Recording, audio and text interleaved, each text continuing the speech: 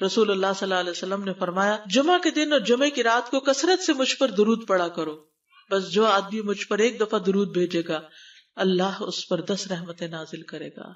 اللہم صلی علی محمد۔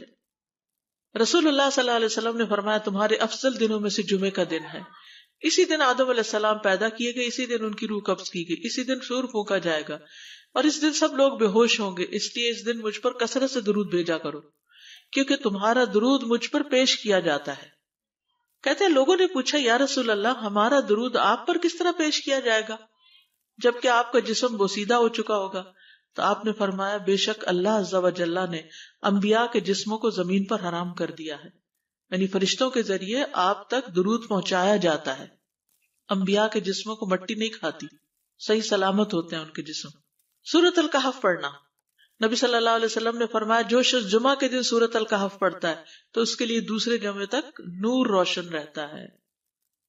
غسل کرنا، ہر بالغ پر جمعہ کے لیے جانا ضروری ہے اور ہر وہ شخص جس پر جمعہ کے لیے جانا ضروری ہے اس پر غسل ہے، یعنی اس کو لازمی غسل کرنا چاہیے، الا یہ کہ کوئی مجبوری ہو۔ تو آپ اپنا اسکیجول اس طرح بنائیں نا کہ جیسے اگر آپ ہر روز نہاتے ہیں پھر تو کوئی مسئلہ نہیں، لیکن اگر آپ ایک دن چھوڑ کے ایک دن نہاتے ہیں تو آپ پھر اس طرح اسکیجول کریں کہ جیسے آپ منڈے کو نہائے، پھر وینسڈے کو نہائے، پھر جمعے کو نہائے، پھر آپ سیٹرڈے سنڈے اگر نہیں بھی نہاتے پھر منڈے، تو اس طرح آپ جمعے کو مس نہیں کریں گے۔ یہ نہیں کہ جمعرات کو نہا کے جمعہ کو چھوڑ دیا یا جمعہ چھوڑ کے ہفتے کو نہائے، ایسا نہیں کرنا چاہیے۔ علماء نے غسل کے حکم کے بارے میں اختلاف کیا، بعض تو کہتے ہیں یہ واجب ہے یعنی فرض کے درجے میں ہے، اور جمہور علماء یہ کہتے ہیں کہ مستحب ہے، پسندیدہ ہے، افضل عمل ہے۔ حدیث میں آتا ہے جس نے جمعے کے دن وضو کیا اس نے اچھا کیا اور جس نے غسل کیا تو یہ افضل ہے۔ صفائی میں مبالغہ ہوتی ہے نا، ویکلی صفائی آپ کو کرنی ہوتی ہے، یعنی جیسے ناخن وغیرہ کاٹتے ہیں یا پھر اپنے زائد بال وغیرہ اتارتے ہیں، تو یہ سب چیزیں اگر جمعے کے دن ہو تو زیادہ بہتر ہے۔ نبی صلی اللہ علیہ وسلم نے فرمایا جو شخص جمعے کے دن اچھی طرح غسل کرے، اچھی طرح سنوار کر وضو کرے، اپنے بہترین لباس میں سے پہنے، یعنی جمعے کے دن باقی دنوں کی نسبت اچھا لباس پہنے، اللہ نے اس کی قسمت میں گھر والوں کی جو خوشبو لکھی ہو وہ لگا لے، یعنی گھر میں جو بھی خوشبو ہے، پھر جمعہ پڑھنے آئے تو لغو کام نہ کرے، 2 آدمیوں کے درمیان جدائی نہ کرے، یعنی 2 لوگ بیٹھے ان کے بیچ میں گھس کے بیٹھ جائے۔ اس جمعے اور دوسرے جمعے کے درمیان کے پورے ہفتے کے گناہ معاف کر دیے جاتے ہیں۔ پھر مسواک کرنا، جمعے کی سنتیں بتاتے ہوئے آپ نے فرمایا اور تم پر مسواک کرنا لازم ہے۔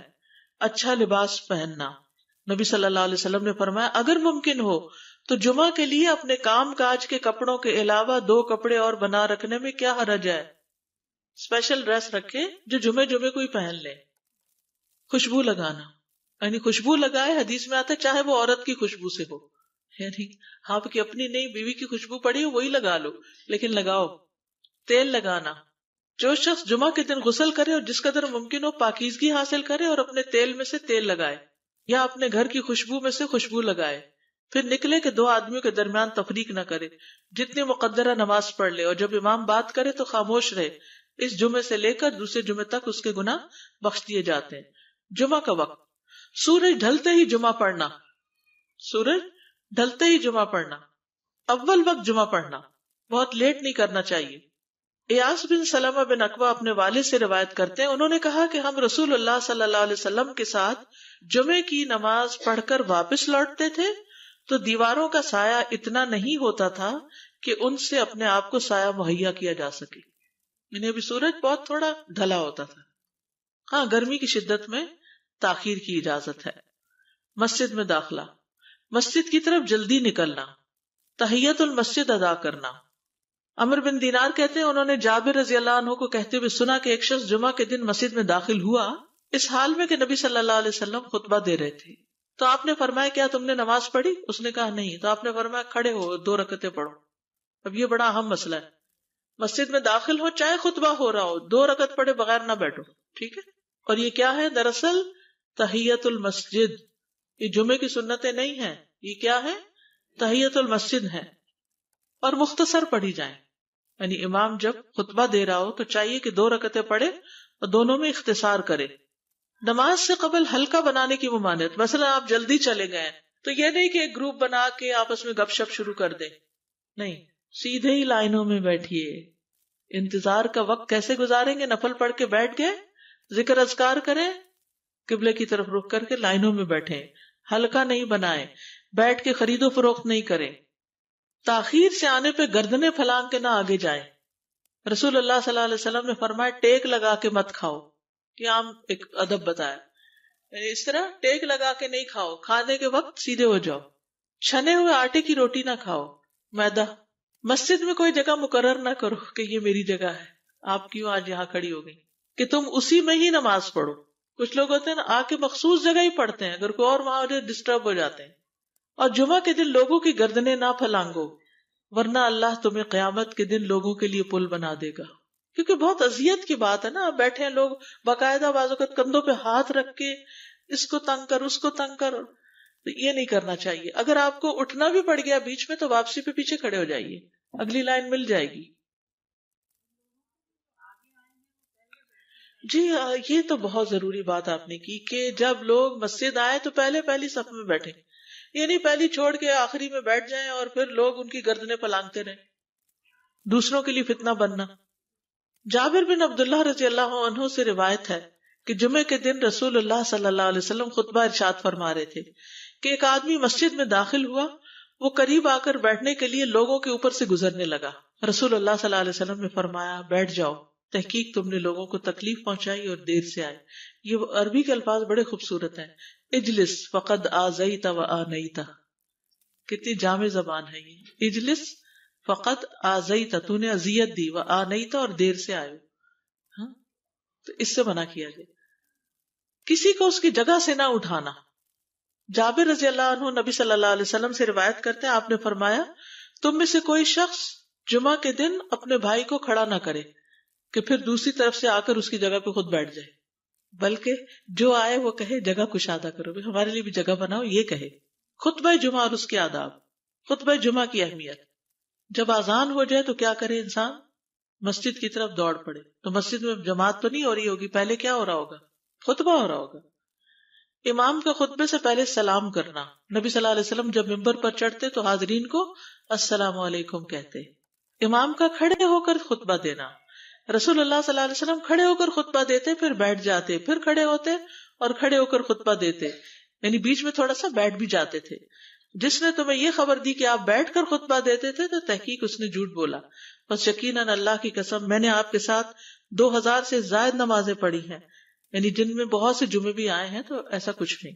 امام کا 2 خطبے دینا، یعنی کھڑے تھے پہلے، پھر ذرا بیٹھ گئے، پھر دوسری دفعہ اٹھے، تو یہ 2 خطبے ہو گئے۔ مختصر خطبہ دینا۔ آپ کے خطبات چند کلمات ہوا کرتے تھے، بہت لمبی تقریریں نہیں، آپ کا خطبہ درمیانہ ہوتا تھا۔ نبی صلی اللہ علیہ وسلم نے فرمایا آدمی کا نماز کو لمبا کرنا اور خطبے کو مختصر کرنا اس کی سمجھداری کی علامت ہے۔ بس نماز لمبی کرو اور خطبہ مختصر کرو، کیونکہ بعض بیان جادو جیسا اثر رکھتے ہیں، یعنی تھوڑے بھی بات کرو گے تو دل میں چلی جائے گی۔ نماز پہ زیادہ توجہ۔ نبی صلی اللہ علیہ وسلم کا خطبے میں سورۃ قاف پڑھنا۔ حارثہ بن نعمان کی بیٹی سے روایت ہے، کہتی ہے کہ میں نے سورۃ قاف رسول اللہ صلی اللہ علیہ وسلم سے سن کر حفظ کر لی۔ آپ ہر جمعے کو خطبے میں پڑھا کرتے تھے۔ سامعین کا امام کی طرف رخ کرنا، یعنی جمعے کے دن یہ نہیں کہ آپ کرسی لگا کے کسی اور طرف منہ کر کے بیٹھ جائیں اور جب جماعت ہو تو پھر صف میں کھڑے، نہیں، آپ صف میں بیٹھے ہو، کس طرف منہ ہو؟ قبلہ رخ ہو، امام سامنے ہی ہوگا نا قبلے کی طرف۔ ایک صحابی کہتے کہ جب آپ ممبر پہ چڑھتے تو ہم اپنے چہروں کے ساتھ آپ کی طرف متوجہ ہوتے، ادھر ادھر نہیں دیکھتے تھے خطبے کے دوران۔ امام کے قریب بیٹھنا۔ اللہ کے نبی صلی اللہ علیہ وسلم نے فرمایا ذکر میں حاضر ہوا کرو، یعنی خطبہ میں، اور امام کے قریب بیٹھا کرو، بے شک آدمی دور ہوتا رہتا ہے حتیٰ کہ وہ جنت میں بھی پیچھے ہی ہوگا اگرچہ وہ اس میں داخل بھی ہو جائے۔ یہ تاخیر کی اتنی مذمت ہے۔ خاموشی سے خطبہ سننا، یعنی بات نہیں کرنی چاہیے، کوئی اہم بات بھی نہیں پوچھنی چاہیے۔ ابن مسعود سے روایت ہے کہ انہوں نے ابی ابن کعب سے قرآن کی کسی آیت کے بارے میں سوال کیا جبکہ اللہ کے نبی خطبہ دے رہے تھے، تو انہوں نے اعراض کیا اور کوئی جواب نہ دیا۔ پھر جب آپ نے نماز پڑھائی تو ابی کہنے لگے تمہارا جمعہ ہی نہیں ہوا۔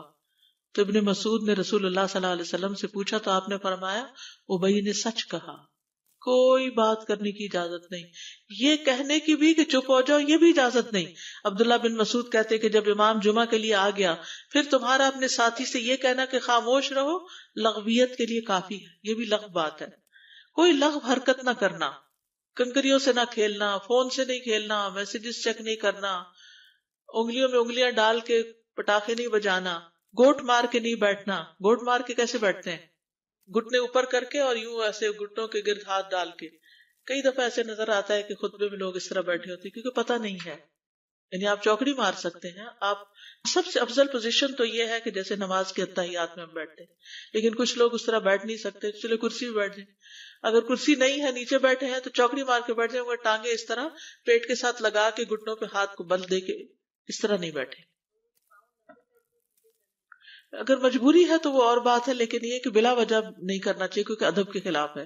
اونگ آنے پر جگہ بدلنا. نبی صلی اللہ علیہ وسلم نے فرمایا اگر جمعہ کے دن کسی کو مسجد میں اونگ آنے لگے تو اپنی اس جگہ کو دوسری جگہ سے بدل لے.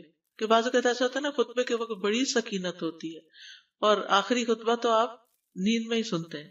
نماز جمعہ کی رکعت 2 رکعت ہے فرض بس. جمعہ کی نماز 2 رکعتیں ہیں اور ان دونوں میں قرات ہوتی ہے. نبی صلی اللہ علیہ وسلم جمعے میں سبح اسم ربک الاعلی اور هل اتاک حدیث الغاشیہ پڑھتے. کبھی جمعہ اور عید کٹھے ہو جاتے تب بھی دونوں نمازوں میں یہی سورت پڑھتے تھے. ٹھیک ہے. اسی طرح صبح کی نماز میں جمعے کے دن الف لام میم التنزیل اور هل اتی علی الانسان کی قرات کرتے اور نماز جمعہ میں سورۃ الجمعہ اور منافقین کی تلاوت کرتے.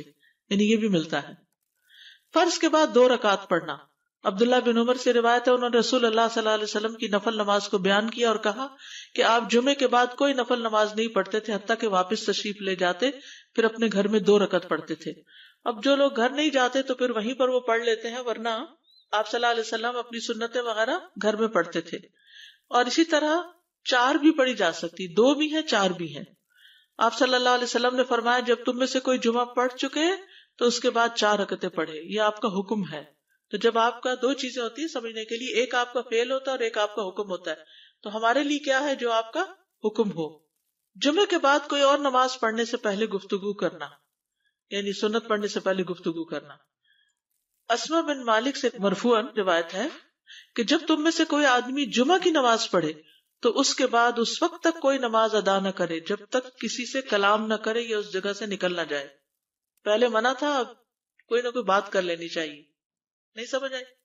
یعنی جمعہ پڑھ لیا آپ نے اور پھر کسی سے آپ سلام دعا کر لیں، اس کے بعد سنت پڑھیں یا نفل جو بھی. ٹھیک ہے. اور گھر جانا تو گھر جا کے پڑھیں، اور اگر گھر نہیں جانا، کام پہ جانا ہے تو ادھر ہی پڑھ کے چلے جائیں. کتنا پیارا ہے ہمارا دین کہ اتنا لمبا بھی چپ کا روزہ نہیں رکھوایا. بالکل. عاصم سے روایت ہے، وہ ابو قلابہ سے نقل کرتے ہیں میں نے ان کے ساتھ جمعہ کی نماز پڑھی. جب میں نے اپنی نماز پوری کر لی انہوں نے میرے ہاتھ کو پکڑا اور میری جگہ پر کھڑے ہوئے اور مجھے اپنی جگہ پہ کھڑا کیا. وہ جو ہم چینج کرتے ہیں نا جگہ، وہ اس کی بات ہو رہی ہے. یعنی جمعے کے بعد کوئی اور نماز پڑھنے سے پہلے بات بھی کر لینا، جگہ بھی تبدیل کرنا. لیکن اگر کچھ لوگ پہلے سے ہی آپ کی سنتیں شروع کر چکے اور کوئی چینج کرنے والا نہیں تو پھر پڑھ لیجئے. یعنی یہ مستحب اعمال ہے، ان میں ایسا نہیں کہ کوئی گناہ لازم ہو جائے گا، لیکن افضل یہ ہے، افضل سے اجر زیادہ ہو جاتا ہے. جمعہ کے دیگر احکام. 1 رکعت پانے پر بھی جمعہ ادا ہو جاتا ہے. یعنی اگر کسی کو رش مل گیا، پارکنگ نہیں ملی اور 1 رکعت میں بھی پہنچ گیا تو جمعہ ہو گیا. امام سے دعا کا کہنا. انس کہتے ہیں کہ ایک سال نبی صلی اللہ علیہ وسلم کے عہد میں لوگ قحط میں مبتلا ہوئے. جمعہ کے دن میں نبی صلی اللہ علیہ وسلم کے خطبہ پڑھنے کے دوران میں ایک اعرابی کھڑا ہو گیا. کہا یا رسول اللہ، مال تباہ ہو گئے، بچے بھوکے مرنے لگے، اس لیے آپ اللہ سے ہمارے حق میں دعا کیجیے. آپ نے اپنے دونوں ہاتھ اٹھائے. اس وقت آسمان پر بادل کا ایک ٹکڑا بھی نہیں تھا. قسم اس ذات کی جس کے ہاتھ میں میری جان، آپ نے ہاتھ اٹھائے بھی نہیں تھے کہ پہاڑوں کی طرح بادل کے بڑے بڑے ٹکڑے امڑ آئے. یہ معجزہ ہے آپ کا. آپ کی دعا قبول ہو گئی. پھر آپ ممبر سے ابھی اترے نہیں تھے کہ میں نے آپ کی داڑھی پر بارش کے قطروں کو ٹپکتے ہوئے دیکھا. اس دن خوب بارش ہوئی. پھر دوسرے دن، تیسرے، چوتھے، حتیٰ کہ دوسرے جمعے تک سلسلہ جاری رہا. دوسرے جمعے وہی عرابی یا کوئی اور کھڑا ہو گیا اور کہا یا رسول اللہ، چھتیں گر گئی، مال ڈوب گیا، اس لیے آپ ہمارے لیے اللہ سے دعا کیجیے.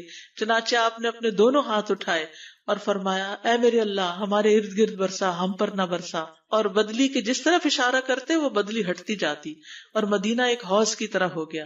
وادی کنات 1 مہینے تک بہتا رہا. جو شخص بھی کسی علاقے سے آتا تو اس پر بارش کا حال بیان کرتا. جیسے ہوتا ہے نا کوئی فلڈ آ جائے یا کچھ ہریکین تو پھر ہر کوئی موضوع گفتگو ہو جاتا ہے.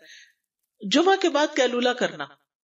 انس کہتے ہیں کہ ہم لوگ جمعہ کے دن سویرے نکلتے اور جمعہ کی نماز کے بعد قیلولہ کرتے تھے. جمعہ کے بعد کھانا کھانا.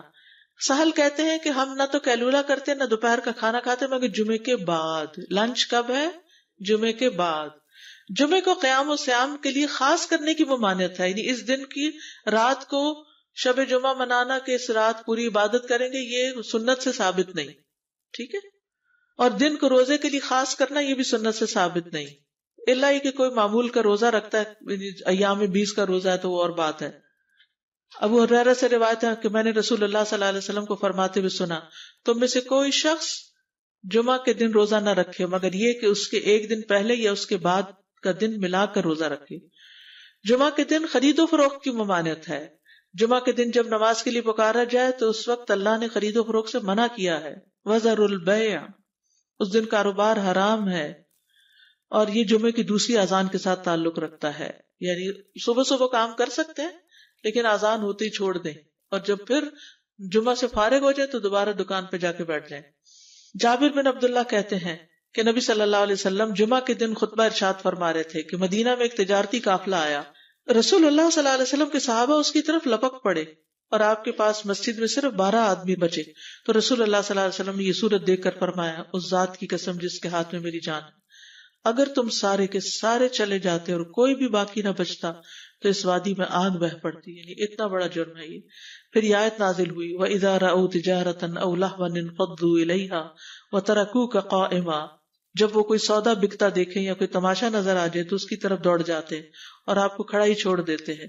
راوی کہتے ہیں جو 12 آدمی رسول اللہ صلی اللہ علیہ وسلم کے ساتھ رہے ان میں ابو بکر اور عمر رضی اللہ عنہ بھی شامل تھے. جمعے کے دن قبولیت کی گھڑی ہوتی ہے، اس وقت اللہ سے بھلائی مانگنی چاہیے. رسول اللہ صلی اللہ علیہ وسلم نے فرمایا، جمعے کے دن میں ایک گھڑی ایسی ہے کہ کوئی مسلمان اللہ سے کسی خیر کا سوال کرتے ہوئے اس کی موافقت نہیں کرتا مگر اللہ اسے وہی خیر عطا کر دیتا ہے.